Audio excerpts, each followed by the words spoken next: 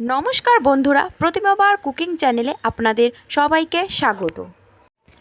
ফিরে এলাম উত্তরবঙ্গের এক ঐতিহ্যবাহী রেসিপি নিয়ে। রেসিপিটি তৈরি হবে তেল ছাড়া। আমার আজকের রেসিপি কচু শাক ও সজনে পাতার ছ্যাঁকা বা প্যালকা। উত্তরবঙ্গে এই খাবারটি খুবই জনপ্রিয়। রেসিপিটিতে ব্যবহার হবে এমন একটি উপাদান যা ছাড়া এই রেসিপি অসম্পূর্ণ। চলো তাহলে রেসিপিটি শুরু করি।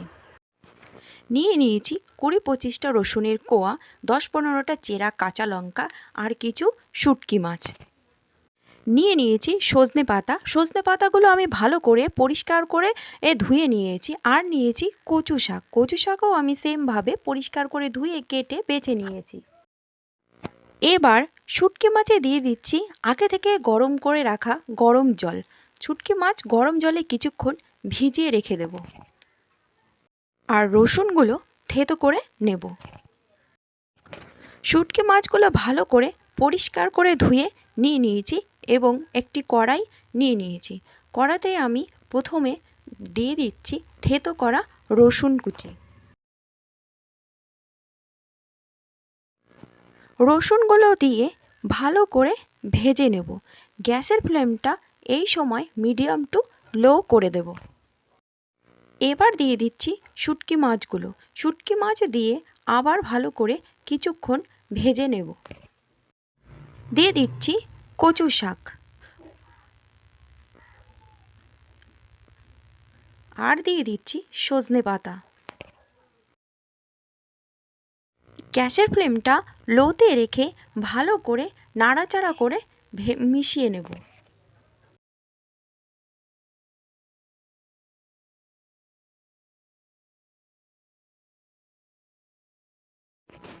শাকগুলো ভালো করে ভেজে নেব। আমার চ্যানেলে নতুন বন্ধু হলে চ্যানেলটি সাবস্ক্রাইব করে বেল আইকনটা প্রেস করে পাশে থাকার অনুরোধ রইল। শাক আমাদের ভালো করে ভাজা হয়ে গেছে। এবার দিয়ে দিচ্ছি পরিমাণ মতো জল।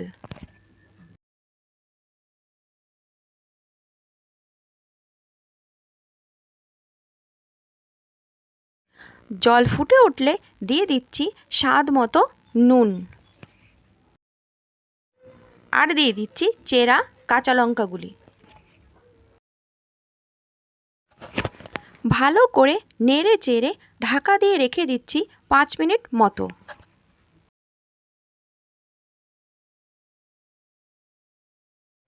5 মিনিট পর ঢাকা খুলে নিচ্ছি। আমার ভিডিওটি যদি আপনাদের ভালো লাগে তাহলে লাইক কমেন্ট করতে ভুলবেন না।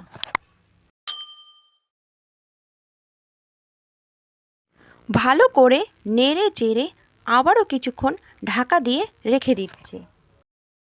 কিছুক্ষণ পর ঢাকা খুলে নিচ্ছি। শাক আমাদের সেদ্ধ হয়ে গেছে। এই পর্যায়ে দিয়ে দেব সেই উপাদানটি যা ছাড়া এই রেসিপি অসম্পূর্ণ। দিয়ে দিচ্ছি চামচের 4 ভাগের 1 ভাগ বেকিং সোডা। দিয়ে ভালো করে নাড়াচাড়া করে ঢাকা দিয়ে রেখে দিয়েছি আবার 5 মিনিট মতো।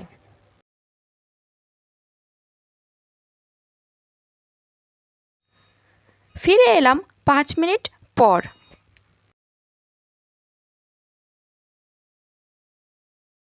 এবার একটা গোল হাতা দিয়ে শাকটাকে ভালো করে ম্যাশ করে নেব।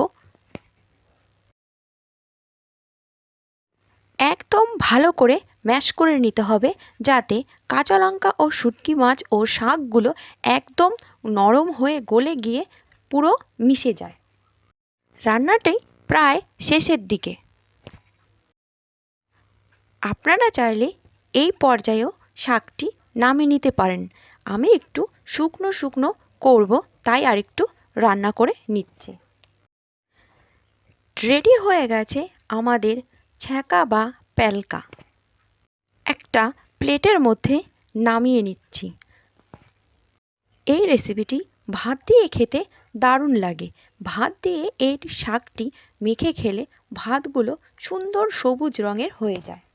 রেডি হয়ে গেছে উত্তরবঙ্গের ঐতিহ্যবাহী একটি রেসিপি, যার নাম ছ্যাঁকা বা প্যালকা। ভিডিওটি শেষ পর্যন্ত দেখার জন্য ধন্যবাদ।